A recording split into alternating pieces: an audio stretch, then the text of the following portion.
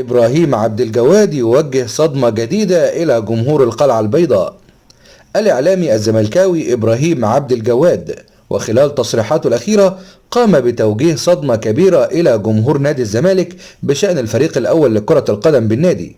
إبراهيم عبد الجواد أشار خلال تصريحاته إن جماهير القلعة البيضاء خلال الفترة الحالية لديهم انتظار واهتمام بالصفقات الجديدة من أجل تدعيم الفريق خلال الموسم الجديد، مشددا على أن الوضع الحالي في نادي الزمالك ضبابي، والأمور أصبحت ضبابية داخل نادي الزمالك على جميع الأصعدة للأسف.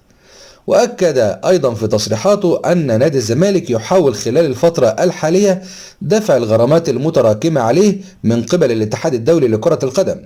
وأتم عبد الجواد تصريحاته أنه لن يكون موجود أي صفقات قبل تسديد ديون القلعة البيضاء، وأن النادي حتى الآن غير قادر على السداد من الأساس.